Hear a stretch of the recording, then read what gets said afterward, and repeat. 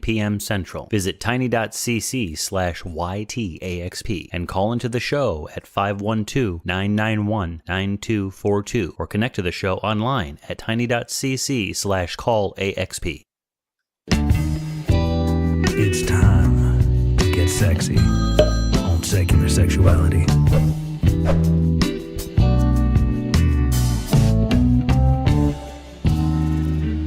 Hello, and welcome to Secular Sexuality, the ACA show most likely to ask if you want to try butt stuff. Christy's away this week. I told him what pegging was, and oddly enough, I haven't heard from him since. So we will carry on in his absence. This week, we are talking about the experiences of these three Muskequeers before you and the perils and joys of discovering your true self. This week, I am joined by Helen Greene, part-time admin, full-time that bitch. Welcome back to the show, Helen. Hello, thank you for having me back. I don't know why you are, but here I am, y'all motherfuckers. So here I am. Always a good time. Our guest tonight, making his ACA debut because I blackmailed him with his browser history. Welcome, Jason Friedman, to the show. Hey, I really appreciate you having me on, Nate. Again, I really have no idea why you brought me on here, but hopefully I can, add to the social conversation here. But I really appreciate you having me on. So tonight we are shedding the skin of cishet normativity, coming out as awesome and letting our freak flags fly. So give us a call with your questions, stories, or do you want to have a good, sexy time with this panel? Give us a call at 512-991-9242 or on the internet at tiny.cc-callsex because the show is coming right now.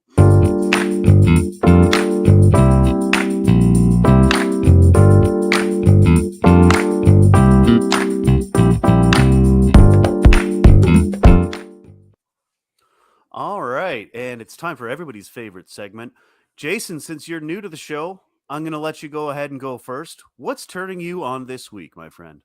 Well, I'll tell you, I accidentally stumbled across male, female bi porn, and it blew my mind. And I'm pretty sure that is easily my new favorite segment or favorite, I guess, section of the porn verse. Definitely my favorite right now. Okay, so it would be fair to say that you're getting a fair bit of forearm exercise this week? No. My partner takes care of that. No, I definitely we've been taking to watching it together lately and being like, well, what are you into? What are I into? Like today, I was like, hey, I'm gonna take a little nap before this show. She's like, oh yeah, I know what that means. I'm like, no, I thought about it, but I wanted to wait and save it for you. And she's like, I was thinking the same thing. I'm like, okay, that's good. So then we'll like kind of share what I've been checking out this week. And I really like the man sandwich position. I don't know. You have like the girl on the bottom and then a dude in the middle and a dude on top, and everyone's it's like a sandwich thing going on. And I don't know. It just seems like a lot of fun. So, and then I'll show her that. And then, we kind of, work with that and practice some of that. Then it turns into a good time. Of course. Yeah. And then like, if you can get a video of you watching a video while making it becomes this whole like meta, and then you have like Game of Thrones on in the corner, it's just like, it becomes like a good little weird oral thing going on. I don't know. It's like a porn inception almost. Yeah, exactly. A video within a video within a video. Yeah, I like pornception. Wow. I'm going to steal that. Thank you. Pornception, yes. Sold. Helen, what's turning you on this week? So I've been opening up my brain hole. I've been listening to Behind the Bastards a lot. This is a really great podcast. It's hosted by journalist Robert Evans. Please go to Spotify, Apple, because these guys are fantastic. And the latest episode they did on was the father of gynecology, Dr. Kavash Hoda. This guy, like, dude, braces, not the best, but if we didn't have him, those of us who have uteruses would not have a speculum. So Hmm. those things are important. So those of us that have to go to the gynecologists and get pelvic exams. Also, I found out like this interesting fact. So back in like the and watering area and like the Victorian area, like when you had to get a pelvic exam done, the doctor couldn't look at your genitals, so they would look you directly in the eye while they're doing the pelvic exam. And can we say awkward? That seems even weirder, to Yeah, be honest. it's weird. So this See, is like the kind of cool shit that I've been finding out about. So like that's been turning me on, just because I'm learning all this like really interesting stuff about like medical shit, like a long time ago, about like how we came to where we are now and stuff like that. Because I would feel very weird if my gynecologist was looking me in the eye. Right? While See, checking out my junk. I was picturing another situation where they had to like turn away and look over their shoulder through a Nope, mirror. Yeah, like in a they mirror. would I look was wanna thinking a let- mirror. directly Yeah, in the like eye. right over there, you know. Like your vagina is Medusa or something, and he'll turn to stone if he looks directly at it. Only a Correct. brass mirror. Like it has to be That's made out right. of polished copper. That's right, solid brass. He's got to peer over his shoulder like Annie Oakley. It's so That's what he goes in. creepy. It's so Wow. creepy. That's cool. So funny. That's cool. All right, so Jason, we met on the atheist community of Discord Yeah. some time ago, and I Okay, think yeah. you've called into SecX once or twice anyway. Couple times, yeah. A couple times, yeah. So I got the impression, and one of the things I wanted to talk to you about is you're somebody who's sort of relatively recently started to explore your own sexuality a little bit. Yeah. And yeah, why don't you tell us a little bit about that?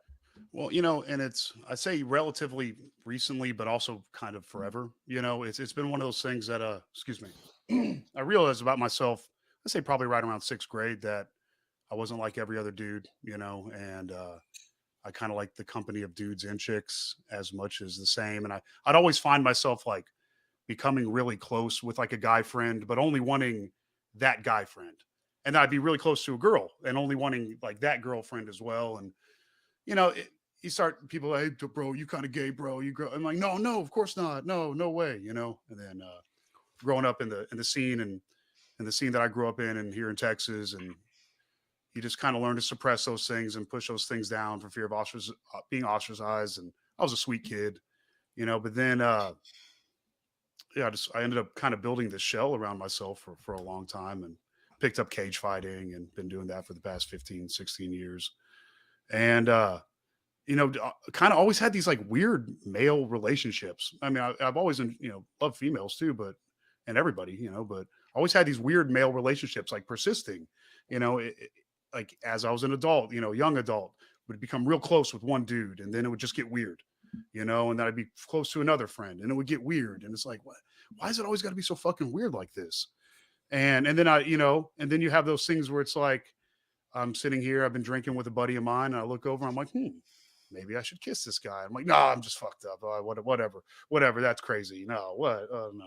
No, and I'd have to say maybe 2.5 years ago, give or take, I really started having a lot of dreams about things, and kind of let my porn search, like I brought up the male female thing. It's like I remember I was watching this one porn, and I like group stuff. It's fun. Always enjoyed it, whenever I was single, and I was watching some of it, and then like these two guys are going at this one chick, and then like this dude kind of goes around and now starts going after the guy, and I'm like, normally I'd be no, I need to change that, and I'm like, no, I think I'm going to stay here for a minute, and then I'm like, okay, what the fuck, and then you start dealing the shame thing, all that stuff.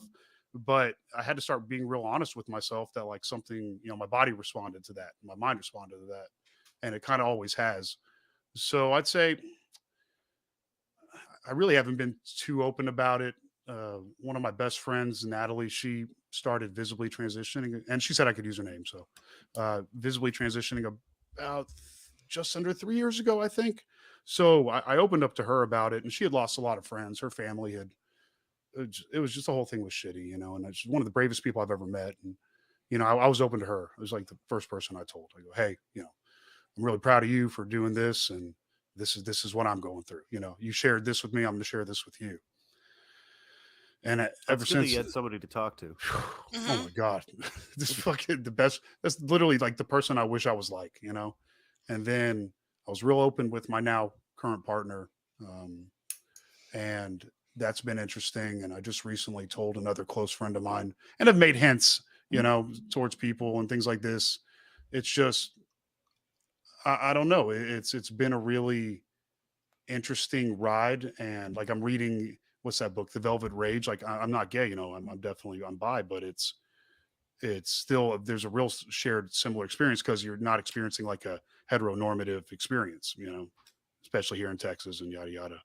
So like I guess currently I've been really just trying to be more vocal about it because I feel like, you know, if my friend can visibly transition and do those things, I, you know, I feel like I can be brave enough to do this, you know, and I can just step up, you know, and just start to really own who I am and deal with whatever will come across. Cause I really think that being your genuine self, for me at least, is the most important thing in my life.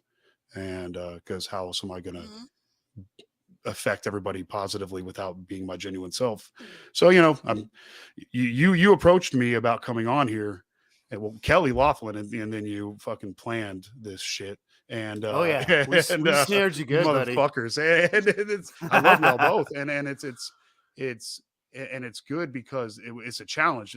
I had the same. I was telling Helen, I was bitching to her the past 2 days. Like I have like the same feeling I have in my stomach that I had walking out to my first cage fight. I remember looking over to my buddy Lee, who was cornering me, and I go, "Holy shit, Lee, this is happening." He goes, "Yeah, it's happening." I'm like, "Oh, all right, let's go," you know. And but it's. I guess it's important to jump out of that airplane, right? You know, and to just step out and say, "Fuck it," you know, see what happens, right? You got Just to another, jump in the pool. just No another toe ally. Oh tippers yeah. here. So, no. So yeah, that's it. That's my Absolutely. long ramble. And luckily, I have a partner who supports me, and she's the shit, and I fucking love her to death. So. Awesome. Well, we will get more into that as we go on. But Helen, you also relatively recently started living your best life yourself with your Yes. partner. Yes. So tell us a little bit about that. So yeah, so me and my husband have been in a pretty heteronormative relationship like after we got married. Like I've been bi, but we were like monogamous. Like we had a couple of like light sexual encounters with other people. And then as of I would say last September or October, we were going to try swinging. And then all of a sudden we met this really wonderful couple, and now we're poly in a quad quadruple. I don't know. Quadruple. I don't know what the fucking Quadruple? word is. Quadruple, whatever it is. It's four A people. couple? Yeah, sure. So, and it's very interesting because I definitely had like, a whole bunch of different sexual experiences in my life and stuff like that. But the fact that we are in this like committed poly relationship and with another couple that didn't think they were in the same boat, we're going to try swinging, and they met us and everything kind of just clicked, um it's been interesting in a way because I going through this journey, especially, I'm 45 now, and like discovering new things about myself and about my sexuality even in my old age has been really interesting for me because like I knew I was bi at like 15 years old, but 30 years later, now discovering other aspects of our relationship and other aspects of each other has been really mind opening in a lot of ways, because you think Sure. that like, okay, I'm bi and I'm going to be in this type of relationship, and blah blah blah, and then life starts to change and you were like, I want to have new experiences, I want to do Yeah. different Yeah. things. And Yeah. yeah, it is it's still something we're learning how to navigate and how to communicate and how to work within that system, because this is still very new. Yeah. Sure. But it's a learning curve like anything else, but we are enjoying it, and we're discovering a lot of things about ourselves, and with this other couple, and they're discovering things about themselves. So I think that's overall that's been very positive on both ends. Isn't the 21st century great? Yes. We can just Oh, it's getting there. live our best lives, right? Yeah, Right. well, it's getting there. I mean, It's getting there. United States has taken a couple steps back recently, but we still believe in you. That's right. I'm of Todd, by the way. Like, if we're living the Handmaid's Tale, I'm of Todd. I don't have any Todd in me anymore. So, Jason, were you with your current partner when you started to explore this? I was open with her when we first started seeing each other. I told her this is something that I've been dealing with.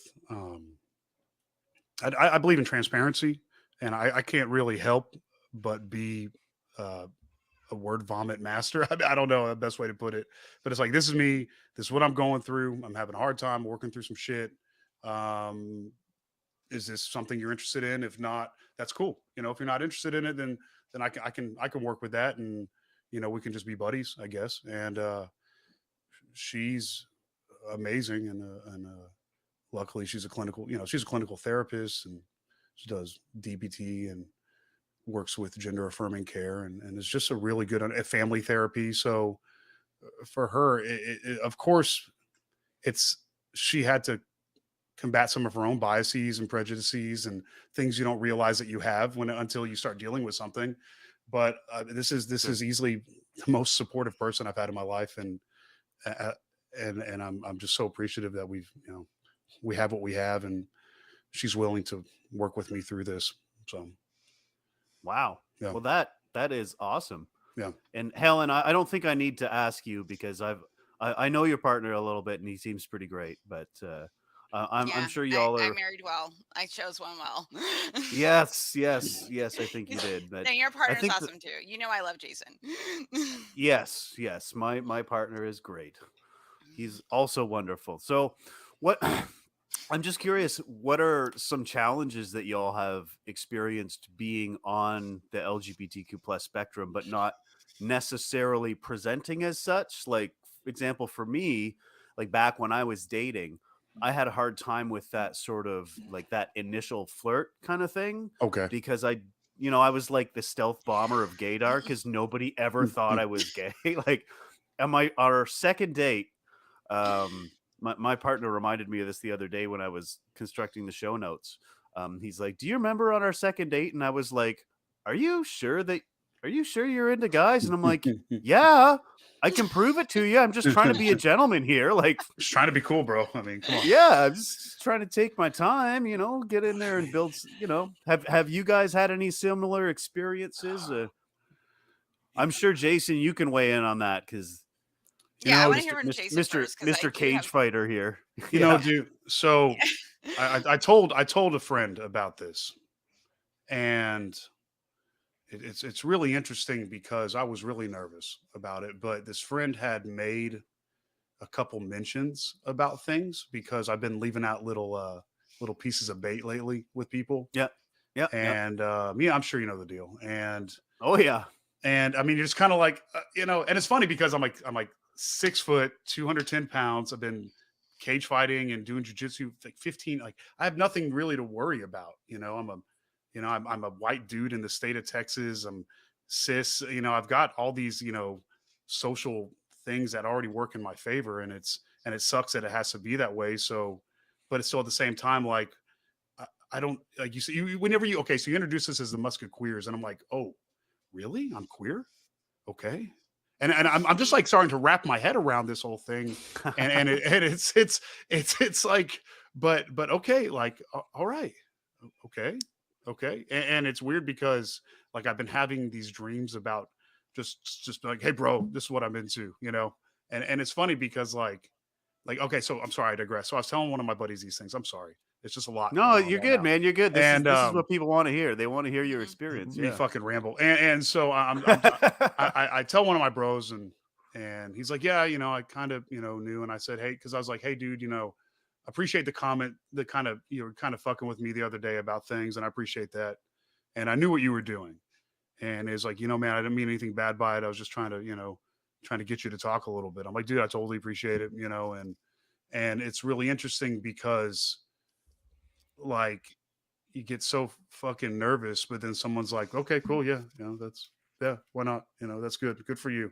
I'm happy for you, and then people of course hold the confidence, and it becomes kind of addicting to like, okay, that was somebody else. All right. I told that person. All right. Well, maybe now I'll post it on Facebook and say it on Secular Sexuality. It's like, okay, cool. Challenge accepted. Right. So, but I think it's important, man, because me being in a privileged status, me being a big white guy, drives big truck, works oil field job, fighter guy, cauliflower ear. I can like fill another void that's needed, like somebody who's open at work, somebody who doesn't expect it. They don't expect me to be like, hey, you want to see what I've been watching on porn, bro? You're showing me this shit. Hey, you want to see this?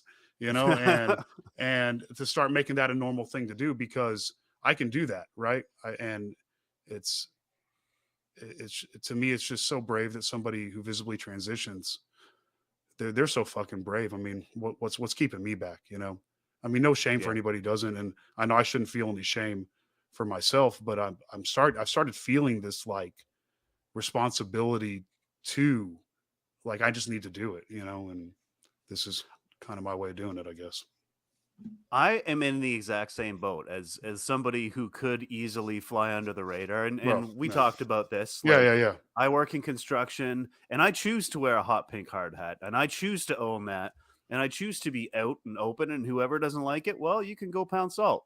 And I kind of feel that same responsibility to sort of carry the flag and make it normal for folks to be on the spectrum and have hobbies or professions that don't necessarily jive with people's expectations. Like it's the 21st century. It's 2022. It's time to let that shit die. Yeah, it really is. I agree. And I'm not afraid of anything. So, I mean, why am I going to be afraid of this? It's like, okay, if I feel that feeling, that pit of my gut fear feeling, okay, that means I need to push forward now. Okay. So I'm feeling fear. Okay, good. That means that I'm aware of what's going on. Cool. Now I'm going to fight, so I started noticing that feeling, and that like, I couldn't get it out of my mind. I'm having dreams about this shit. I'm accidentally dropping bombs. So fine. Fuck it. Why not? Just do it. Fuck it. So, yeah. And it's weird, but it's sitting now. It's like identity. It's like, okay, queer. Bi. I mean, you can choose to apply that label to yourself, or you can choose just to stick with bi. You can choose whatever you want. If you don't like queer, I kind of like queer. It's kind of grown on me over the last couple of years. Me too. Yeah. But I'm just saying, it's like, even no matter, it could be, that could be the sound we make that denotes that thing. But it's like, okay, that's a thing. It's a thing, and it's a real thing. It's an enduring psychological construct that's not going to change. It may evolve and move and shift, but it's there, and it's not going anywhere else. Ever since I've been taking these psychology classes, it's just kind of had to be honest with myself, and I've, okay. Do you think the psychology classes like encouraged you to be a little more honest with yourself, or was that happening earlier? Or I was already, I've always fought with trying to be honest with myself, and I really thought I was. And I to an extent, I was as honest with myself as I could have been. You can't do anything other than what you're doing, right? But so that's always been my attempt, is to be skeptical and honest with myself. So when that came up and I had to confront that, of course, I have to skeptically evaluate myself and my actions and my feelings. And this is and of course, I'm almost finished with this Bachelor of Science in Psychology this fall. And of course, I'm studying social psychology, gender psychology, developmental neuroscience, and I'm learning. So of course, it played into it. And then I see the shared experiences, and then I'm on ACD doing that Brain Matters show every week, where we talk about experience, like psychological stuff and different people's social psychology experiences and yada yada. And I just couldn't help but listen to the evidence, pay attention to myself, compare it, and admit, okay, this is the case, and I need to act as such, because the healthiest I mean, especially for queer people, you need to have people around you that support you. You have to have a circle that supports you. It's so Mhm. unhealthy if you don't, like so fucking unhealthy, especially for adolescents. So I realized I needed to be open with people so that way I could A, support people, and B, get the support I need. So you run the risk of ostracization, but they can just go fucking fuck themselves as far as I'm concerned. So I didn't need them Well anyways. said. Yeah. Well said. Yeah, Folks, we are going to sure. get to some calls. We are going to get to some calls. Apparently, this is a call-in show, but we still do have some open lines. We've got a couple folks waiting, but if this story is resonating with you, and I'm sure it is with many of our audience members, give us a call with your stories. Share with us. You can call us at 512-991-9242 or on the internet at tiny.cc/callsex. Doesn't cost a thing. Free to call, and you can talk with these three Muskequeers. I'm gonna own that. Yeah, it was actually my Muskequeers, I kid who love came it. up with that. It was so It funny. was my daughter came up with that because Oh, it was yeah? like, oh, I'm looking for a Yeah. snappy opening, and she's like, how about Muskequeers? And I'm like, I love it. that's I love it. good. That is That is going in really the good. show. Good to your daughter. I toast her. Yes, yes. For sure. Cheers to her. Yes, I would claim responsibility for it, but then I wouldn't be being honest with myself. And since we're on that roll here, I think we'll keep it going. You're half responsible. You're half. Yeah. Well, So- that's true. That's true. I am half responsible. That's true. So, Okay, so question for both of you then. Yeah. What would you say to someone who's also wrestling with their own urges and perhaps feeling stymied by that sort of social pressure or that internal shame? What helped you to get over that, Jason and Helen? Helen, you want to go with that one? yeah. All right. I just talked a lot. So. That's okay. Well, I think what really helped me was having people around me that were Mhm. also queer or questioning or in this kind of in the same boat that I was. Because when you're kind of going, I remember being like 13, 14, 15 years old, where your hormones are going fucking crazy and you're just like, I really want to kiss this girl. And I also want to kiss that guy. Is that okay? And trying to figure that stuff out. And once I actually had friends that were queer, it made things a little bit easier. And you kind of, and it's time. And I'm not saying that like, at 15 years old, when I finally had sex with a girl, I was like, oh yeah, like I'm free. Yay, I'm out. Like it took a long time to really get used to being in your own skin because it is a journey. And like I would love if every single person, no matter where they landed on like sexuality or gender, like they were like, this is how I want to be, and like they just decided and everything was fine, like straight people get to do. It'd be really great. But because of the messages that were taught, it feels that it's abnormal. Yeah. Even if Yeah. you have all the positive messaging around you that this is okay, Yeah. because of what society is telling us, it is still a process to kind of deal with. But if you have, like as we were saying, if you have someone there that's saying like you are perfect just the way you are, you're a good person just because whatever you're attracted to or whatever gender you want to be, whatever the fuck it is, as long as you're happy and you're being your authentic self, I'm going to love you no matter what. I think that message is the most important message, to be accepted for who you are, because that's what takes the longest for us to kind of get used to being comfortable. and Mhm. and also like real and getting and also teaching yourself that it's okay. Like if you're attracted to someone, you're attracted to someone. It's okay. Like you don't have to sit there and try to do all these fucking mental gymnastics and stuff like that and try to like talk yourself out of it. Like, oh, as Jason was saying, like, oh, I'm drunk, or I'm stoned, Oh, or yeah, yeah. I'm having Yeah. an emotionally vulnerable moment. I'm just horny, or whatever the fuck you tell No, yourself. I'm just playing. No, I'm just playing. playing. No, you're Yeah. not. No, you're not. Yeah. Yeah, Yeah. it's like, and even if it's only momentarily, like sexuality is a very complicated thing, and it is not it's now 100% one way or the other, and that's why we have the rainbow. That's why it's a Mhm. spectrum. That's why we're Mhm. trying to just be like, whatever you're attracted to is fine. It's okay. And getting used to that within yourself is the most important thing, and just getting comfortable with those feelings. That's the most important thing. I agree. I couldn't have said it better. I was going to say, people, that's what's made it the easiest and the best. I mean, we're being social creatures. We kind of judge ourselves off of the way, I say kind of, we judge ourselves off the way the people close to us treat us. And that's how we know ourselves. Sure.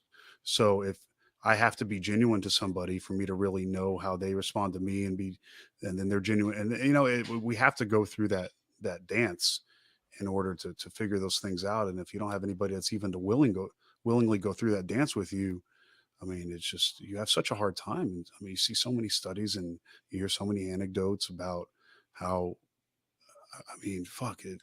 The kids, you see suicidality go up 800% in adolescents from the ages of 13 to 17, whenever they don't have a family that doesn't support them. I mean, and Yeah. self-harm and just it's just so terrible. So having Emily in my life, having Natalie in my life, having my friends that I've told, and, especially, folks like Helen and everybody over at the ACD and some other friends that I talk with. And it's just, that's been fucking huge. I mean, so huge. Sure. Because it feels like this. I mean, fuck, I'll be 41 here pretty soon. And for me to be just confronting this now is a big thing. But I mean, even my daughter, my daughter, I was talking to her, she don't care. What does she care? She's like, yeah, Yeah, whatever. you got lots of You time think left. somebody's hot. You think somebody's cute. Okay, cool. That's normal, right, Dad? No, yeah, it's normal. So I don't know. I'm just trying to, I tell anybody else, it's like, it's okay. It's always been okay for everybody else except for me. It's like, yeah, no, that's Yeah. great. Of course. Yeah. Why? Yeah, fuck you want to fuck, what, it was great. It's awesome. Fuck everybody. But me, I don't know, but I'm learning that I'm also a person too, I'm also mortal. For sure. So It sounds like finding community is a common thread that we're finding here. huge. And folks, if you happen to find yourself without one, the ACD is there with wonderful folks like Jason to chat with, and Kelly, who was part of entrapping him into being on the show, and Helen, and all sorts of cool folks on there. Speaking of folks from the atheist community of Discord, we have calls. We have callers waiting, and I think we should get to some of them. What do you guys think? Yeah, for sure. Yeah, because I'm tired of listening to ourselves talk. We could talk all night. Right. Yes, this is a call-in show. So let's get Sabrina on here. Sabrina, pronouns are she, her, calling in from my wonderful home country of Kanata. Sabrina, welcome back to Secular Sexuality, I should say. What's on your mind? Oh, well, yes. Hello, everyone. Hello, who drank my beers and hell's bells. Jason. Hello. Anyway, so I can't really make a joke with you. But nonetheless, you're three regular suspects I talk with all the time on the atheist community of Discord. So it's kind of a funny thing, actually. Like, little small story before I get started. I don't usually have Thursday evenings off, but I happen to have this evening. I'm like, oh, I should listen in to SecX. Maybe I could call or not. And then I actually started watching the show and saw the topic. I'm like, oh, hell yes, I'm calling tonight. Nice. Incredibly topic. So to be clear, for people who don't already know me, because of course all the hosts here do, my name is Sabrina. I go by Pharmacy Sabrina in the Discord, and I am a very recently come out as a trans woman. And I've been out to most of my friends since around December, but I only just came out at work about 2 months ago, actually. I came out to coincide actually with my starting HRT. I feel like I waited a bit too long, but I really wanted to coincide my coming out with taking the prescription to work and just being like, yep, which I definitely got to do. That was a lot of fun. Again, for context, again, people who don't already know me, I work as a pharmacy technician. And so I take my own hormone prescription to the pharmacy I work at, Cool. and That's cool. that is how I came out, which was so much super fun. cool. But yeah, it's honestly, I feel like I've heard a lot of horror stories and various other awkward things for trans folks, for fellow trans folks, and I feel like I'm pretty lucky considering just like where I am, what country I'm in, the fact that I'm in an urban setting and everything like that. Like, I'm in a pretty good spot. Like, I mean, obviously, I didn't get the same reaction from all of my colleagues, but like nobody was negative or anything like that. It's been generally quite cool. Positive, though there has been some awkwardness, which is again why I felt this was an appropriate topic appropriate thing to talk about. Gosh, excuse me for a second. I excited myself a little too much. I gotta stop doing that. It's okay. I'm glad that you're excited. It's totally cool. No, yeah, same here. That's awesome. I mean, it's nice that you're in a country, in a place where you know the worst that you're gonna get is, you know, maybe a little awkwardness from somebody who hasn't been around a trans person before. That's huge. Yeah, that's fucking huge. It's my friend that I mentioned earlier. She's been shot at twice in front of her own fucking house. You know, so. Oh no. Yeah, I mean, one of it was on video. They caught it on her garage cam. Yeah, she was actually interviewed by Tracy Harris recently about it, and it's just in front of her house, carrying her daughter, who plays with my kid, with her boyfriend Matt, who's a war veteran. And whenever the guy started shooting, they start doing tactical maneuvers. I mean, it's fucking terrible. Yeah, getting death threats from people she used to be friends with. I mean, those are the things that especially in Texas and with this bullshit is being. Never mind. Sorry, I know we can't talk about that. But with certain people with certain ideologies that perpetuate certain things, it fuels that fucking fire. You know, so I really appreciate you bringing up somewhere that people can be safe and possibly fucking move to get out of this fucking shithole. Yeah, that's it. Everybody move to Canada. That's where like. I'll be following you. I'm going to BC. Once my kid turns 18, I'm going to BC.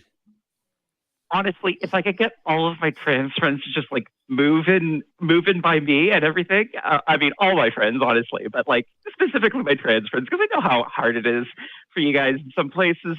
And I'd just be like, I'd love it. And now, with points of honesty, I know that it is not a consistently positive thing.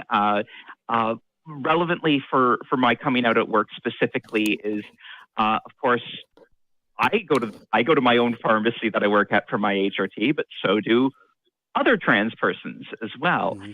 And being out as a trans pharmacy worker is obviously quite.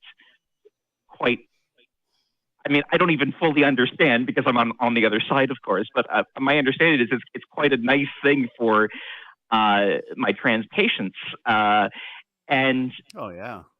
Well, from what some of them have told me, one of my trans patients, he told me a little while ago. This is actually before I came out, but I was still like super positive with all of my trans patients before I came out to him. But he told me that because he doesn't live very close to our pharmacy anymore. He used to live close by, but then he moved, and he's like, "There's a reason why I'm sticking with you guys because he's had some pretty bad experiences at other locations."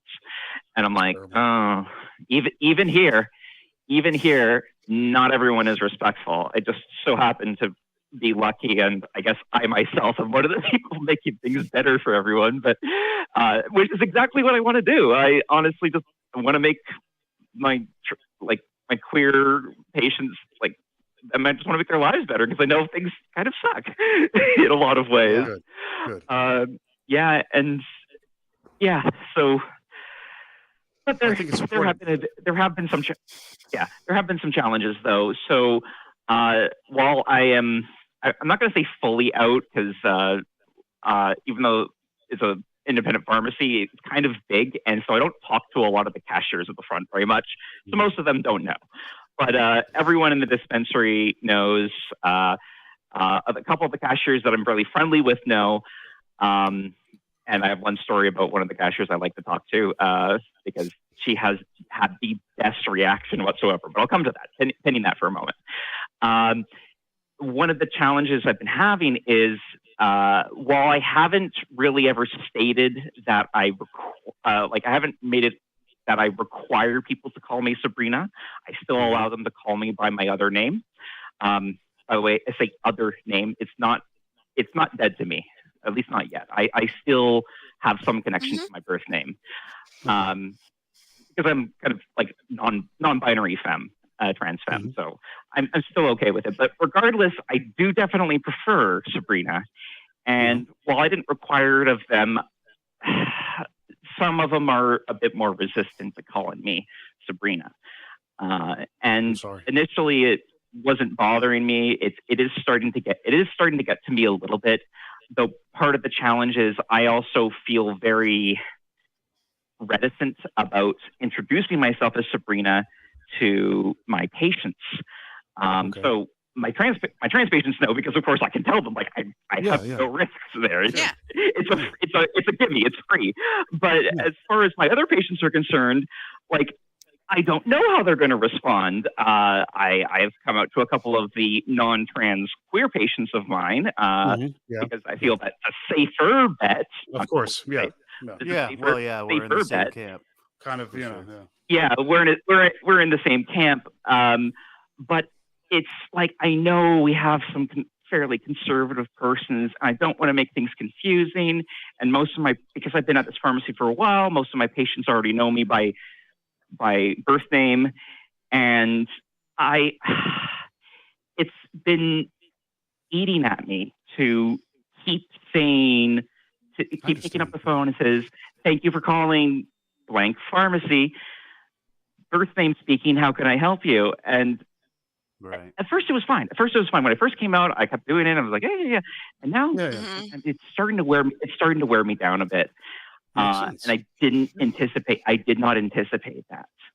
But that notwithstanding, some very positive experiences. So I mentioned one of the cashiers that I had a really good experience with. So she's one of the few that I talk with a lot. Quite a bit younger than me, actually. I got like 12 years on her. But she is, I don't know, we've always just been like, she's been very friendly and we chat a lot.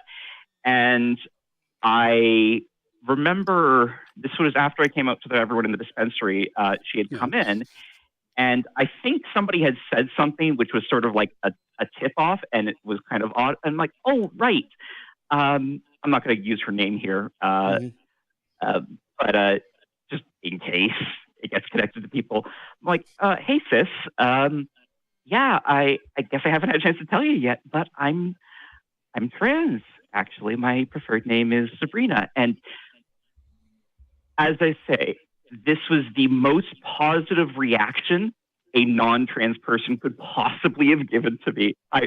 She was so like excited and thrilled. She's like, "Oh my God, this is so awesome!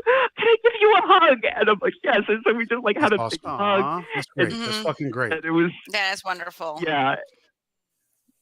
And she's and she's like, "Welcome to the community." And I'm like, "Oh, okay," because I didn't realize she was part of the community. So she told me that she's apparently like open about this, but she's bisexual. So I'm like, "Oh, cool, awesome."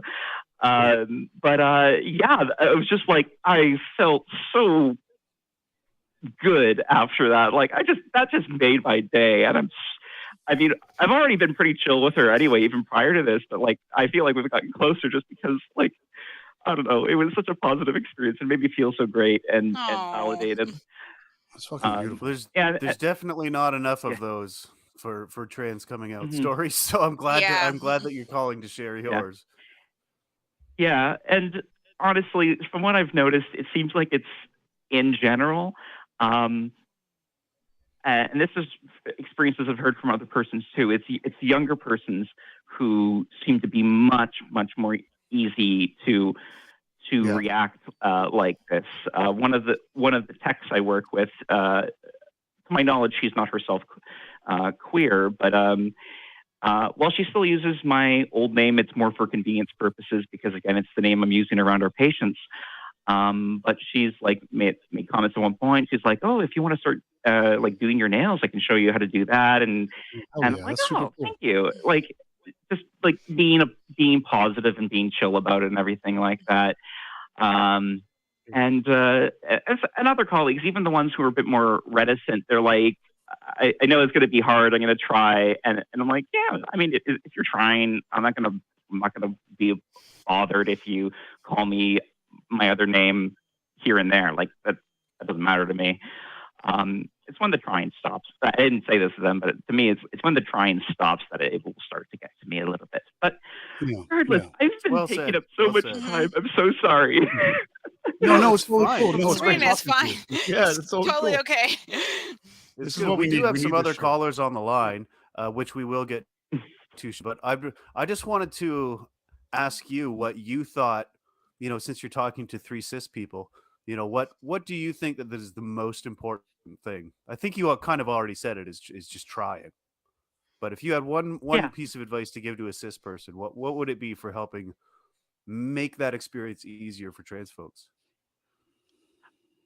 Well, yes, try is one of them. And the other thing I will say is don't be so afraid of, like, if you're already genuinely trying, because if it's people wanting to know, obviously they want to try. Don't feel afraid about messing up. Don't if you make a mistake and call someone by their dead name, don't make a huge scene out of the fact that you erred. Don't be like, "Oh, I'm so sorry. I'm so sorry." Just be like, if you're in Canada, you have to apologize no matter what you've done. But just like a quick apology, even if you didn't do anything, you still have to apologize. Just a quick apology. "Oh, sorry, Sabrina," and then move on. And that will be much, much more seamless. I would say spending so much time on it kind of really brings too much attention to it, and that could make people feel awkward. Just a quick, just correct yourself and move on. That is, I would say, that is second only to trying in the first place.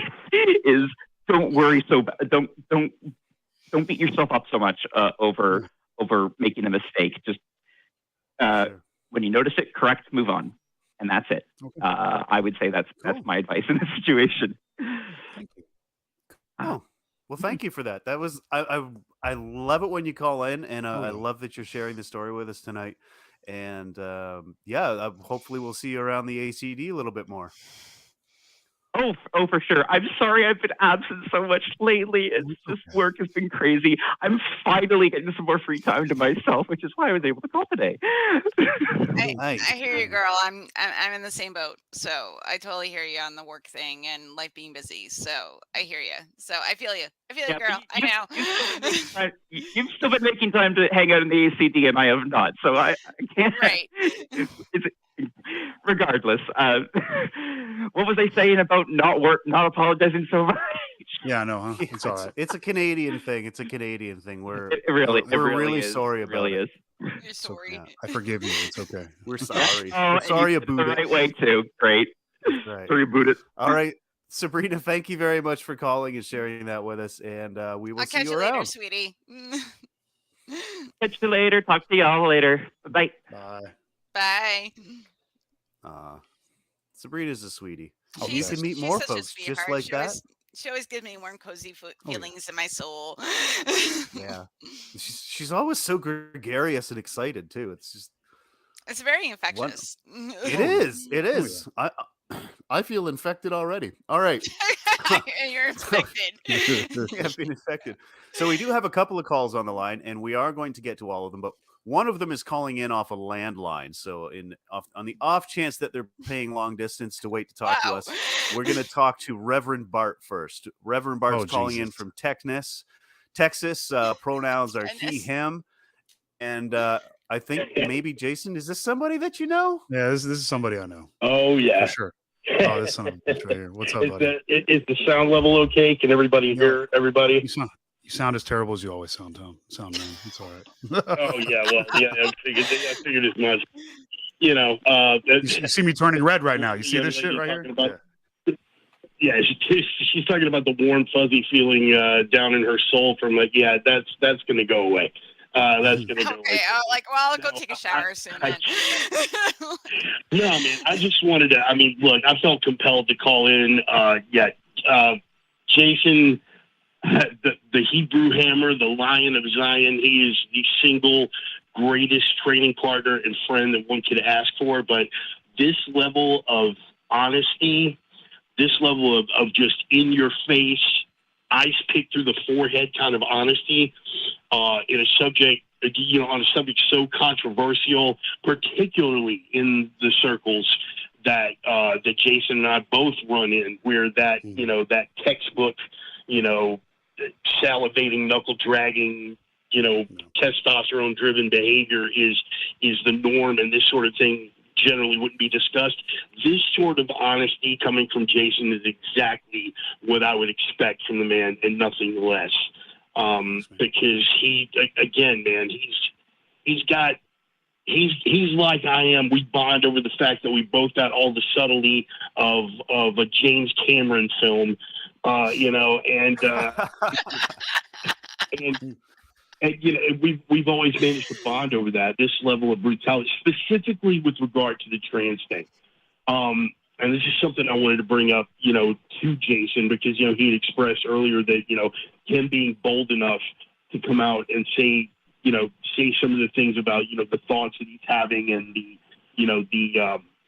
sentiments that he's entertaining and things like this. And I don't know if his experience is similar to mine. I have always identified as primarily heterosexual, but if we wanted to pull the Kinsey scale out of our ass, I'd have to say I'd be on about a 2, because I do swing from both sides of the fence, and I've never made any bones about that. But being able to say that in some of those circles, yes, you are running a risk because people are going to judge you. But something that I've found is once I have intimated that to someone, that all of a sudden it almost makes it comfortable for them to broach the subject, as if they might have had 1,000,001 questions about that sort of thing before, but they never would have asked because, we're all very a bunch of manly men, and this sort of thing. But all of a sudden it's like, wait a minute. So the Reverend said it with other dudes? Okay, well, I can ask. Okay, because I got this question, and now that someone whose masculinity, quote unquote, could never be called into question, has basically made it okay for these people who may be a little more on the not so courageous side to express those sort of things. And I guess the long and the short of it is, someone like Jason or someone like myself, there's more of an impetus on us.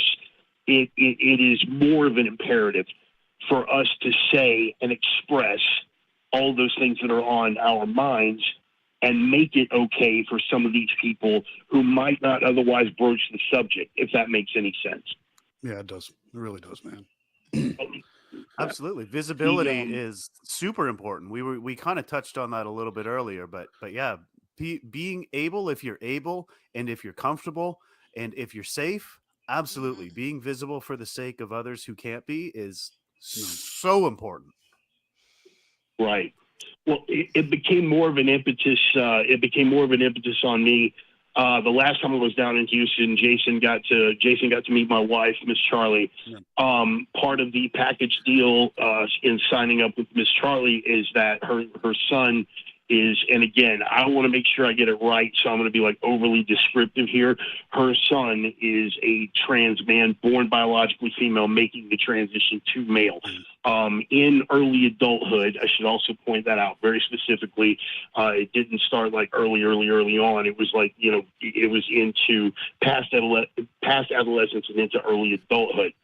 So that was part of the package deal, and that was really my first exposure to at least that side of the trans thing. Now, the flip side of that being with trans women, that has, again, speaking of things I've never made any bones about, my penchant for trans women particularly hot Brazilians and Asians. But anyway, we don't need to get too deep into that. That's like well known and well documented. But this was really my first exposure in my life to someone on the other end of that transitional spectrum. And not only was it my first exposure, but it's close because that's now my stepson. You know what I mean? Yeah. And so, you know, it was interesting, man. But I mean, the adjustment was seamless because, like Jason had intimated earlier, why should it be difficult? Why the fuck should it be difficult? This is my son, and I love him. Period. Fucking end of statement. Everything else is just rolling the dice with biology. This is my son. I love him. Period. Fucking done. And of course, you know, his partner also trans man. You know, and Graham has just been outstanding, and Graham and I really bonded, and he just got through having top surgery. Once he had recovered from the top surgery, I got him in the gym, you know, and so now he's in there pounding out the iron and really just embracing it. And I know this is going to come off as exceedingly non-PC, but hey, welcome to Planet Bart. You know, one of the things I discussed with Charlie is like, look, if they are looking to man the fuck up, they could definitely do a hell of a lot worse as a role model. So, you know, I'm really happy to have been able to be that, you know, for both of these young men, because guess what? They're in a position where it's, you know, one day we'll live in a world where all this is just background noise, but we're not there yet. Right. Yeah. And so they have got some rough kicks in the head coming their way, you know, just as a consequence of being who the fuck they are. And speaking of impetus and responsibility, that's something that I've got to imbue them with, is like, look, you know, yes, it sucks that this is the planet we live on, but it's reality. Let me show you how to not be a fucking victim. Right. Yeah. Yeah. And it's been an honor to be able to step up into that role. And again, I'm not going to waste any more of y'all's time because I know you got to. Oh no, man! I love you. I felt like I had to jump in and dump. Of course you did, Jason. You know you're my brother, man. I mean, love you like my own flesh and blood. Always have. And it took 9 miles of guts to get on and express this in any kind of public forum, let alone something that's going out live to the entire fucking world. But you know what? That level of courage, I would expect nothing less from you because you're that kind of badass. And thanks, I love you, brother. I love you. I love you too, man. Thank you. I really appreciate you, man. Yes, sir. It means a lot you calling in with this. Yeah, Bart announced my first fight and was in my corner for my second fight. And we've probably beat each other up for thousands of hours and lifted a million pounds of weights together. And yeah, you know, so I've got a scar over my left eyebrow that I named after Jason, actually. So yeah, there's I mean, you see that ear right there. That's like part, you know, those are gifts that we give each other. You know, so we've got scars and broken noses. You know, y'all got a weird family. I'm just saying.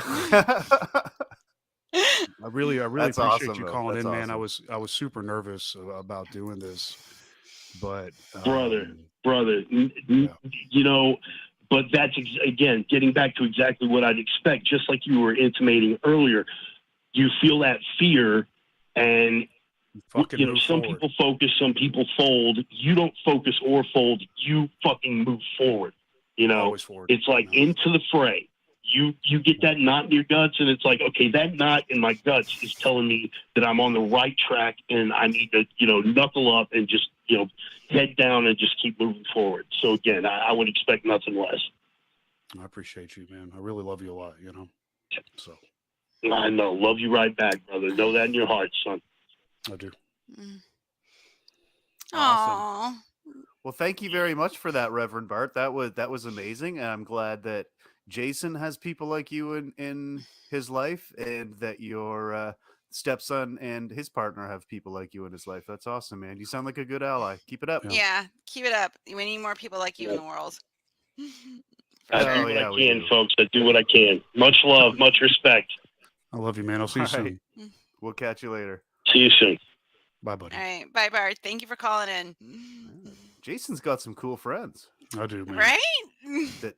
that occasionally punch him and leave scars. I leave Well, scars. it's not. Yeah, I mean, it's we're just, the cage fighting thing is no joke. It's I've been training for bare knuckle fights for. I can't stop crying. I'm sorry, but I've been You're allowed to have feelings. It's okay. Yeah, I've been training. Feelings are okay, Jason. See, I've had my nose broken. I've had my orbital broken, my nose shattered twice. I've had reconstructive surgery on my hip twice, on my back, and a lot of this stuff is from the gym. Bart's broken my nose before. I've split him open. I've broken our old training partner Juan. I broke both my hands on him. It's just, but I mean, it's these are great people, and I'm really appreciative of him calling. It means more than I can even explain. Aw. Well, our phones are busy. They're lighting up. But before we move on, the atheist community of Austin is the purveyor of many fine shows, including the flagship show, The Nonprofits, that airs on Sunday afternoons. So before we move on, I'm going to give you guys a sneak peek at what's been going on around the ACA.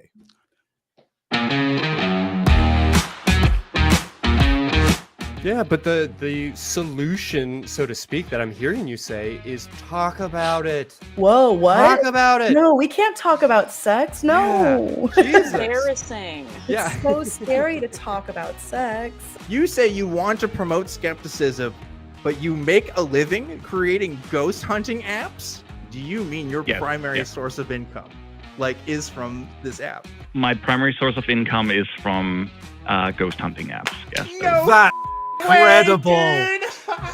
And when you pray, you shall not be like the hypocrites, for they love to pray standing in the synagogues and on the corners of the streets, that they may be seen by men. So you define the source of the universe as this God. How does that give you a better handle on navigating this world? Because it seems to me it's just philosophical masturbation. And I don't mean to insult you or masturbators. I guess we're done then, because I gave you a full minute to explain why you believe something, and all you did was continue down your philosophical ragging on what you assert is fallacious atheist epistemology and bias. So thanks for nothing. We're going to be talking about cuffing the carrot, Saucing the taco. paddling the pink canoe, Flicking the bean. menage a moi, Beating the bishop. burping the worm, Shaking hands with the milkman. the five-knuckle shuffle, Dopamine farming. stamina mining, Having a threesome with a couple of no-shows. double-clicking your mouse, Summoning the semen demon. making Jesus cry, Churning the butter. badgering the witness, Tickling the pickle.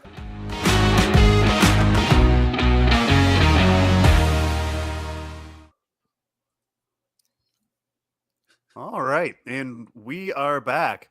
So the next segment, I was going to talk about being out in your professional life. We sort of touched on this, but we actually have a caller who wants to talk about that. So I figure maybe we bring in One-Eyed Heathen into this conversation, and we all sort of bat this idea around a little bit.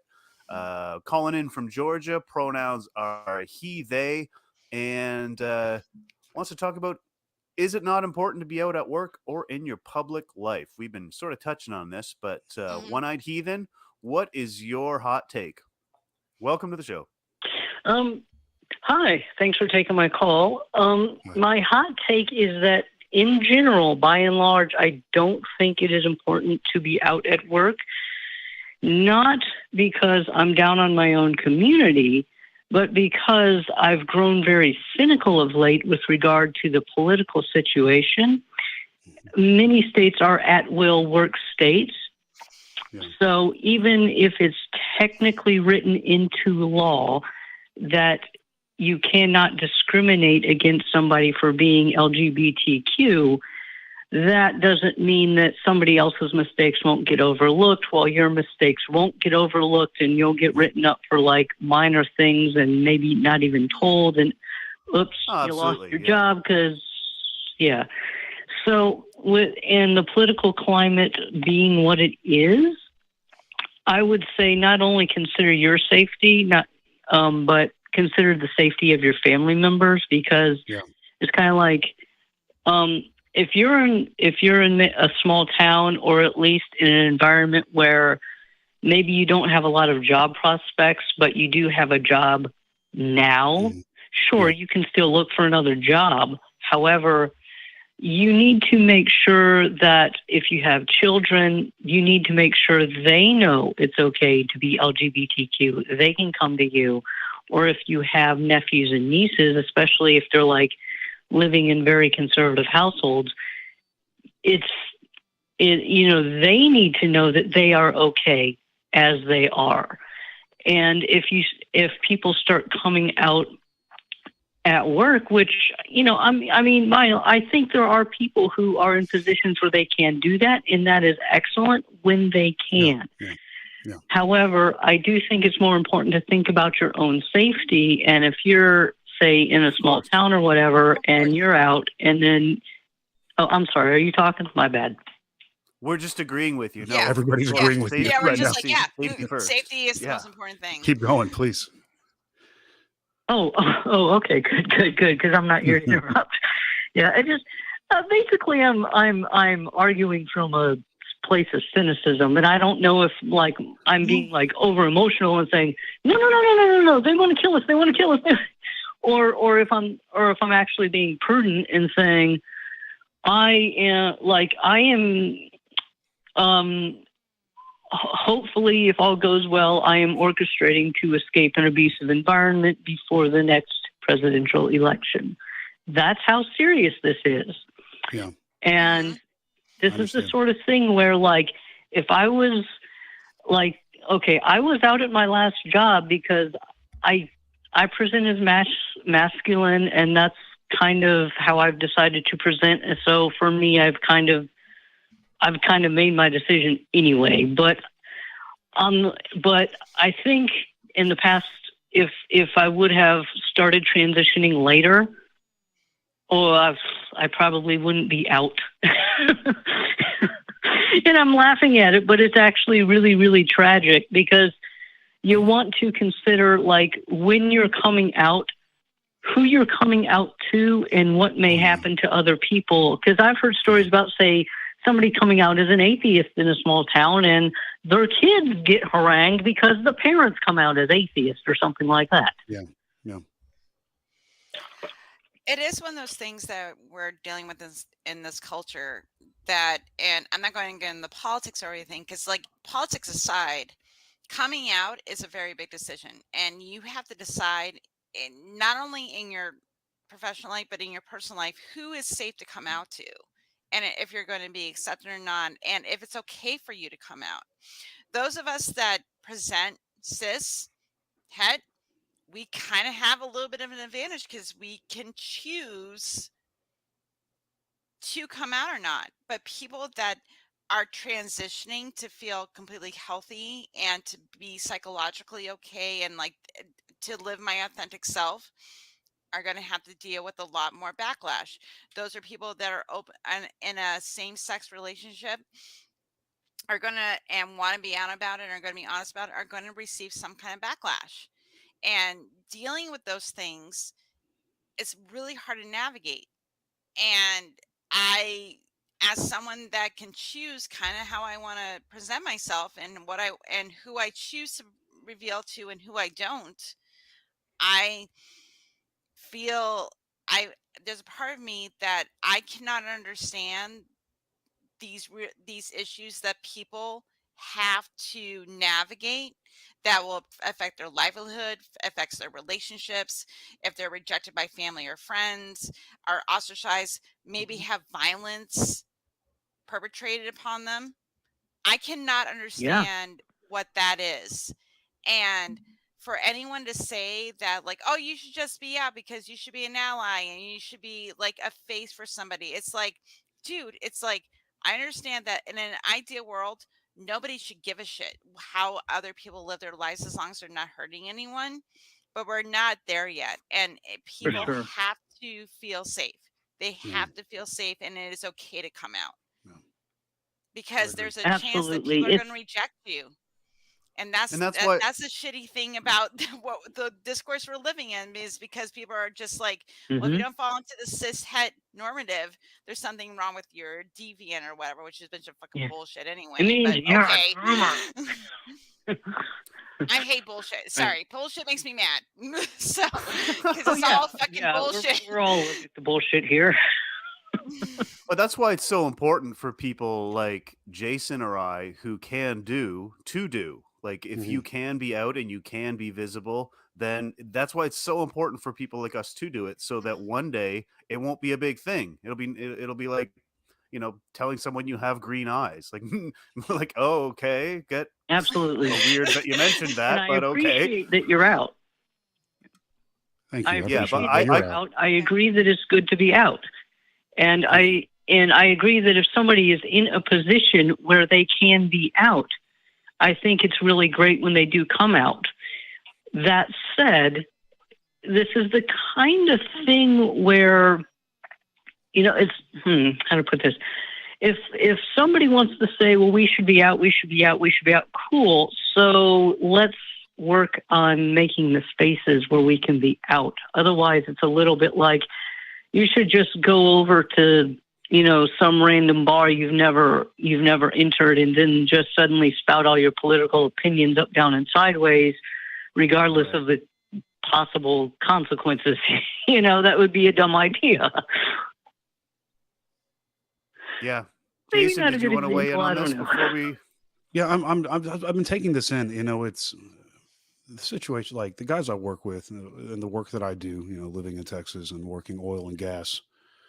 I do inspection work, so I'm driving all around, all over the place, going back and forth between these different places, and you have a bunch of different inspectors, working on the road, and we get bored and we want to talk, so everybody's talking, and of course we're talking. We spend our lives on the road, so of course we've already listened to all the music, so everybody's either listening to lectures, politics, God knows what, So it's interesting because, again, being in Texas and being much more conservative type of industry than I'm in.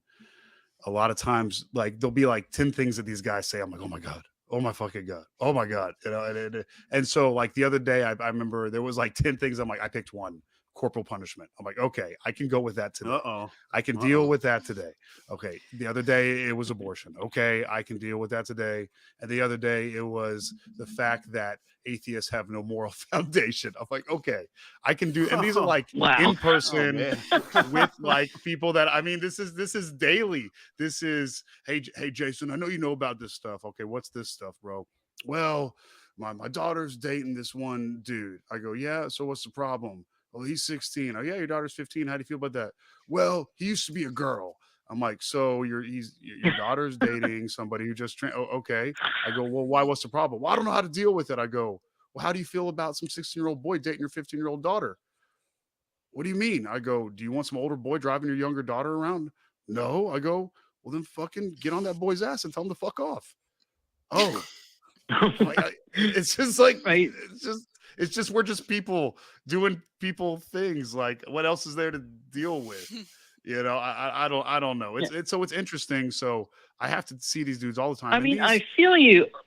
Yeah. No, I've been in that environment too, where if somebody, like, I've been outed before, and and I'm with kind of good old boy types. So I'm like, they're gonna laugh at me. I have to laugh at me too, and then laugh at them back, and then just laugh at the situation. Because if I don't, I know then if I don't, smile, nod, and laugh and make some quippy remarks and pretend that it doesn't matter when somebody wants to tell me I don't actually exist or shouldn't exist, because then it's kind of like, oh, well, we're gonna not talk to you, and you're gonna get passed up for any promotions, and you're gonna make it kind of difficult to work here. No, fuck that. I remember there was this one guy, normally I keep my hair pretty short, but my partner's convinced me to grow it back out again. But I keep it pretty razor short. I look like your stereotypical truck driving white boy, boots, yada, yada. So this guy comes up to me at work, just a while ago, and he starts saying this like racist shit. And I'm just like, what? man, I got to go. Like, I'm the boss man over this job site. He thinks he needs to tell me about these things. I'm not interested in these things. Well, then he comes back over, says something about tattoos. I'm like, yeah, I own this tattoo shop in this area called Montrose, which is the gay friendly neighborhood here in town. That's where my girlfriend and I live. Mhm. And he's like, well, we used to go down there and we used to roll some slurs and to take all their money. And I look at this dude, I go, what the fuck? You're gonna start telling me that shit? I go, you do that shit around me, I'll break your fucking teeth out. I go, you don't fucking know me. For all you know, I go home and slap myself in the face with fucking dick, all day long. I go, you don't know me. You're coming at me and you're talking and then I went and filed a complaint with HR. So it's that's Right. what Nate was saying. Like, I feel that onus. Like, we have, if you, I'm not saying we have to. I'm just kind of fucking sick of it. You're saying you'd really like us to when we can, right? When you Yeah, can. well, that's what I'm Absolutely, saying. when you Like, can. if we can, and if you're able to, like, I'm saying I feel like I need to, and I feel like Oh, absolutely. I get it. not you, not anybody else. I'm in a Right. place to where I need to fucking do this, and Right. it'll just make it easier for other people to do it, because, well, Jason will not put up with this shit. Okay, well, that makes somebody else feel like, hey, Jason's got my back. No, I didn't know Jason was that way. I'm that way too. We're kind of in the same group. We're in the same boat. And it just you fucking, like, I don't know. I was a bouncer growing up. I bounced. I did security, and of course, 'cause I'm just your typical meathead. But of course, I did security, and of course, so I can protect myself. I can do those things. I'm a big, scary looking dude, and so cool. Shut the fuck up. Go away. Leave them alone. Leave them alone. Fuck off. So I don't know. That's how I feel, at least. And I just think it's important that if that's I can do it, I awesome. should. No. Right. So that's awesome. And I'm glad that you do it. And I appreciate that you do it. Yeah. But what happens for people who can't do it? We need to be clever. You're right. You're completely right. You know what I mean? We need to work under the surface and be clever. And when we come out, we need to come out not like it out and out in public, because there are people who you were in security because people do attack vulnerable people. Otherwise, you would not have had a job. People target vulnerable people. Yeah, and I'm laughing like, oh, ha, ha. But the reason I'm laughing is funny because everyone knows, otherwise security wouldn't be a thing. Yeah, you're right. You're right. You're correct. So it's like, so I think you and I are both right, if that makes sense. Yeah, I don't know if there's a right or wrong to this. I just think it's what it's doing. It's highlighting the constant struggle that this is even a fucking problem. It sucks that people just can't just be, I don't understand it. Right. I'm in the same boat. Like, why can't people just shut the fuck up and be mature and get on with life? I know. It breaks my fucking heart. And I'm so sorry, like, for what you've gone through. And I've seen what my friend Natalie's gone through. And I've seen other friends of mine that have transitioned or were openly gay or queer in the 90s and what they went through. And I have nothing but the deepest respect. Sure. It blows my mind, that people are so fucking yeah. courageous and brave, so just, you inspire me. Oh yeah. Like, shit. Well, and I appreciate that. Like, I appreciate grew you. up. I grew up all over the country, but I grew up in the 80s and 90s. So I grew up thinking that because, like, I didn't have the words for it, but I grew up thinking that because I'm queer, I was destined to be a prostitute. I was destined to be on drugs, and I was destined to get AIDS and die. And I thought that because I'm queer, I couldn't just live a happy, productive life. And this is, I mean, I don't want to give anyone the impression like, hey, you should not come out. I can't make that decision for anyone, but I want to remind the well-meaning people saying, come out, come out, come out. Well, I've been financially abused. I've been emotionally abused. I've been threatened. Fortunately, I haven't had violence done to me because I am trans, but I have heard some stories from friends of mine who are trans, and just generally in the community who have. Well, one person I know, her father hunted her down and tried to murder her once she did escape her abusive household, and that was physically abusive. So, and it was because she was trans. So that, I mean, So this is why I'm saying people don't ever feel pressured to come out. I mean, be smart, think through it, make your way, and when you come out to the people who are safe for you. That's a solid perspective. I agree with you. I do. We do have one more call I want to get to, hopefully, before we go, but I'm going to give Helen the last word here. Yeah. Everybody's journey is their own. And you don't get to tell another person how they're going to walk their journey and what is okay for them and what's not okay for them. All you can do is be a supportive voice for them and just say, like, I'm a safe place for you. That's what you want to be for other people. Be a safe place for them. And then when they get to a point where they can come out, or if they never come out, if they never feel comfortable, as long as you're a safe place for them, that's the person you want to be. And I think that's the most important thing, that people have to walk their journey and find their path on their own. And there is no right or wrong way to do this. That as long as they're getting the education and they feel supported, that is the most important thing, especially to us that are in the community. Like, we just want someone to say, like, it's okay. However you're choosing to live your life, it's okay. And the journey you've gone is your choice. And I'm just here to support and love you for who you are. And that's the most important thing. Yeah, that's an awesome thought.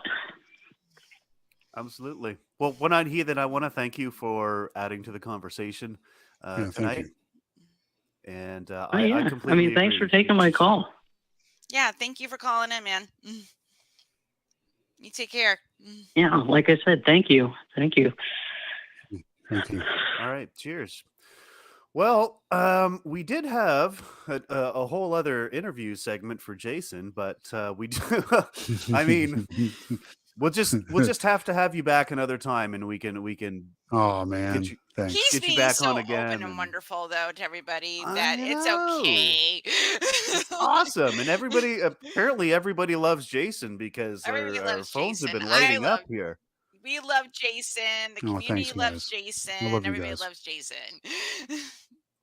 Everybody loves Jason. I feel like That's that was a sitcom with an unfunny guy. What was his name? What was Oh his wait, no, name? different show. Different show. Yeah. I wish it was a porn. You know, that sounds better. You know what? There would be that would have been better if That would have been Everybody better Loves as a Raymond was a porn. porno. That would have been much funnier. But not with the lead guy. No. No. Not with the guy whose voice sounds like it's putting his face to sleep. No, Right. we can skip that. Yes, exactly. All right, so we're gonna squeeze in. Jacob has been waiting for so long. I'm so sorry, Jacob. Squeeze it in. Call Shove it it in in, from, dude. yeah, we're gonna squeeze it into Jacob here. He's gonna hang up totally. Jacob, pronouns are he, him, calling from Oklahoma. Wondering if it's ethical or moral to pass as straight while exploring potential hetero relationships. Jacob, sorry. Thank you for your patience. Hi. You're on the air. No problem. Just real quickly, I want to say, Jason, it really resonated with me about what you said, working in a industry where people they just say shit for no fucking reason, and it pisses me off. But dude, all yeah. the fucking So time. anyways, Constantly. Yeah. Fuck yeah. Oh, I get it too. I work in construction too. I get it all the time, and I'm just like, dude, I don't want to hear that shit. Get out of here with that. But Yeah. go ahead, Jacob. Please. Yeah. So basically, you read off my question, but that's the gist of it. Basically, I sort of, when I was sitting here thinking about waiting on hold for however long it was, I was thinking about it, and I sort of came to a kind of conclusion on my own that I probably wouldn't want to be with anyone who I couldn't tell about my true self. But also, I guess the more specific question could be, when is the right time to bring up that I'm bisexual if I'm dating a woman? I just don't know. I mean, is that a first date thing, or is that, I don't know. Okay, so I actually have come across this in my younger life handful of times, and I can't speak for what another person might think is moral or ethical, but for me, what I found made me feel honest was definitely not a first date thing. but a before you fuck thing. Yeah. That was my policy. And then if it's a problem for them, I'd be like, okay, well, I hope you enjoyed your chicken parmesan and have a nice night. That's how it goes. Yeah, What do you guys kind of think? with Nate on this. Yeah, I'm kind of with Nate on that.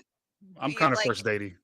I'm kind of first dating. I don't know. I'll tell I everybody think it anything. depends on the person. Like if you're on a date and this person, like you're talking about certain, and there's a vibe going, and you feel like maybe I can't come out and say to them like, hey, I like both, or I like all, or whatever it is, and because it all depends on the person. But if you're like not sure, I would definitely have that conversation before you get your nasty on. Like that would be my thing, because I wouldn't want to be like, okay, we had sex, by the way, I'm also into this. And then I don't want to get like okay, who did I just fuck? Look, so like I feel like there's certain degrees you could have this conversation, but I think it depends on the person, the kind of vibe, and how honest you want to be. I think that's the most important thing, because like if you feel the person isn't going to be 100% cool with it, maybe this is not the relationship for you. Yeah, maybe there won't even be a second date, right? Right, if you're getting that vibe. Yeah. Jason, what do you think? Yeah. I'll be the first thing I told somebody probably. You're just gonna run in on the first date and be like, I'm bi. I mean, that's kind of how I was with my partner. I was just like, I've got this thing, this thing, this thing, this thing, this thing, this thing, and this thing. What do you want to do with this?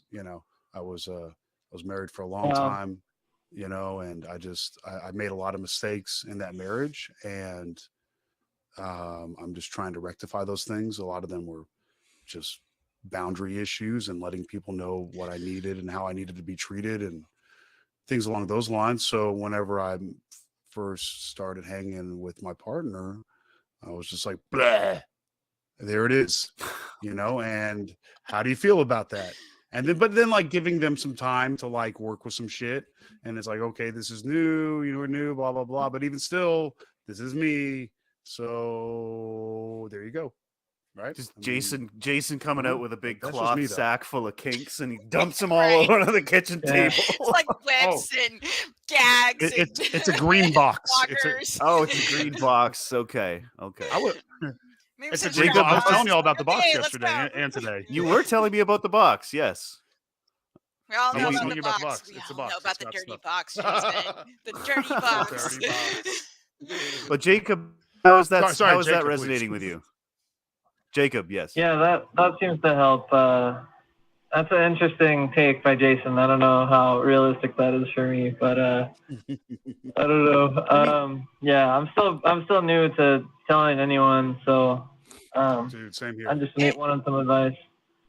I mean, like as a bi person, it is one of those things that you have to kind of navigate in your relationships. Like, I mean, like, yes, I am an old lady and I'm married, and so like I've been out of the dating pool a long ass time, Same. but I can remember those feelings still, even if I'm just having a conversation with a friend, and how comfortable I feel about telling them that, like, I'm bi and I'm poly and all that type of stuff. It's still like, what is the comfort level? Do I want to say this? And that has to be on you, because especially if you're going to like want to have an intimate relationship with someone, like you want to make sure that they're going to be totally okay. And it's great if you can tell them, because then you can watch like, buy porn together and talk about fantasies and have all these like fun kinks together, and if you're going to get someone that's just going to be like, ew, gross, it's like, well, fine. Like, like I'm not going to dumb your yum, but it's not going to be fun for me. So Yeah.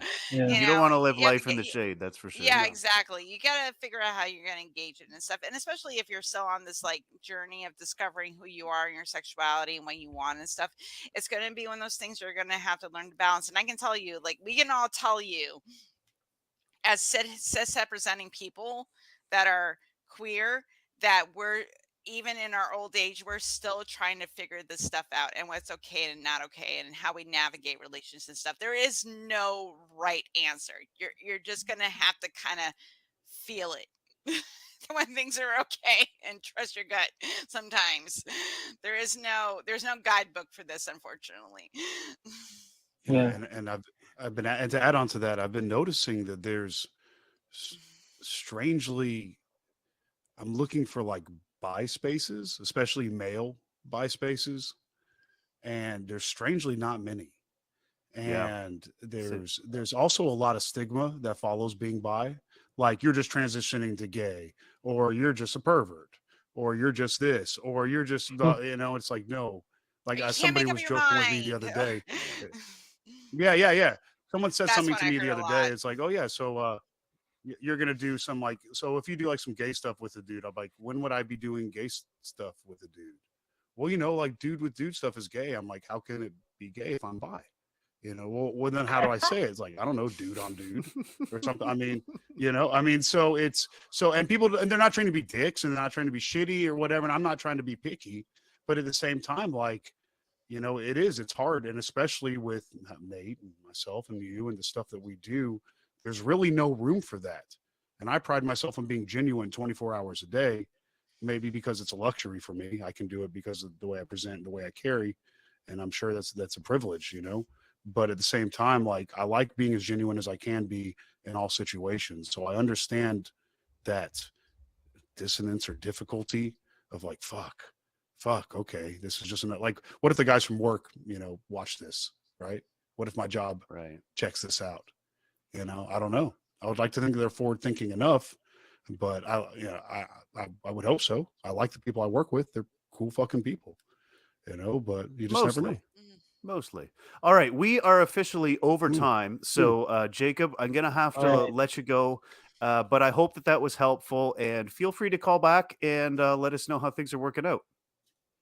All right. Thank you all. Have a good night. Thank you, Jacob. Thanks, bud. Take care. Well, Jason, you were a bit nervous coming into the show. How was that for you? How was that experience? How you feeling, man? Oh man, I'm definitely gonna sleep real well. Having my buddy Bart call in was fucking huge, which means other people watched. So we'll just, it'll be interesting. I'm sure we'll talk afterwards, of course, about this, in the following weeks. But I feel really good. Nice. I mean, the ACA stuff has been a huge help in my life over the past 4 years, and it's just so nice to be part of something that really helped me out so much. And I'm really appreciative of this experience, and you harassing me, and Kelly harassing me, and Helen harassing me and supporting me. So I appreciate it. And it's also kind of addicting. I enjoy the rush from being honest and genuine. Sure. So, well, maybe we can get you on again. Yeah, maybe we can get you on again, and we'll have like the I'd love actual second segment of the interview that we just skipped Right. tonight because everybody wanted to talk to Jason. Apparently, yeah, that one.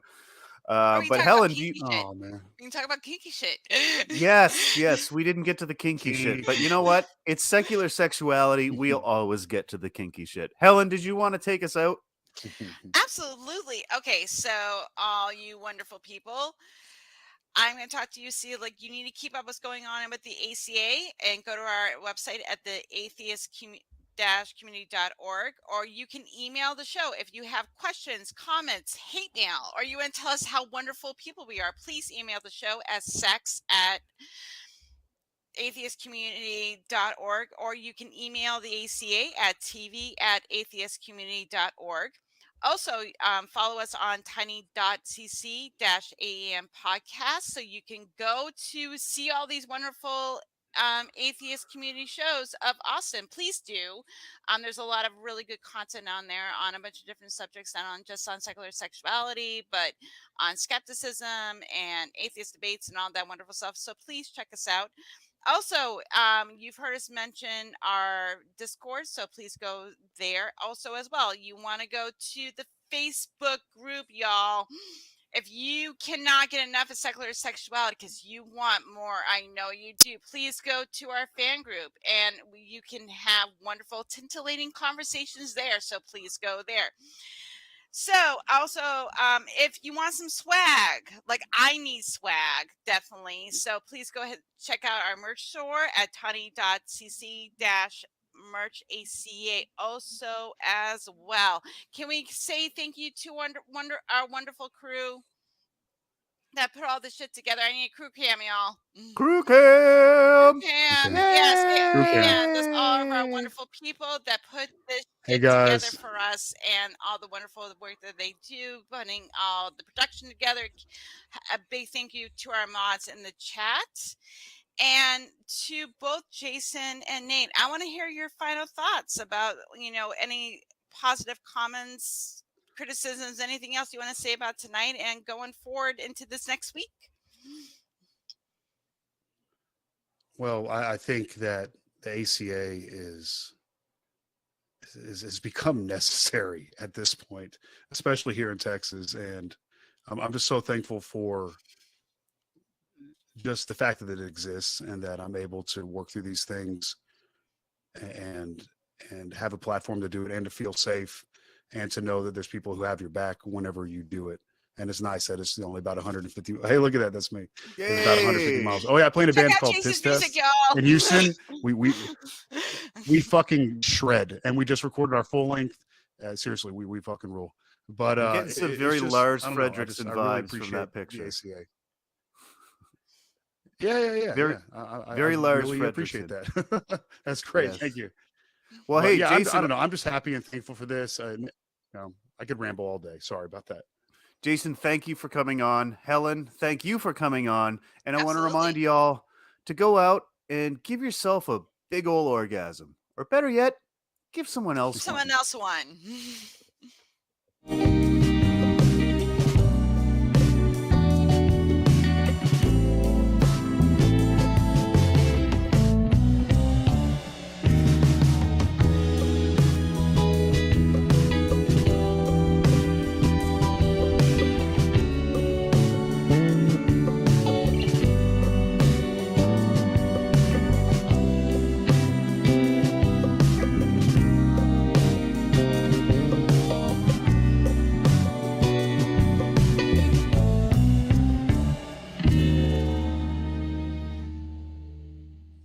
Watch Talk Heathen live Sundays at 1 p.m. Central. Visit tiny.cc/YTTH and call into the show at 512-991-9242 or connect to the show online at tiny.cc/callth.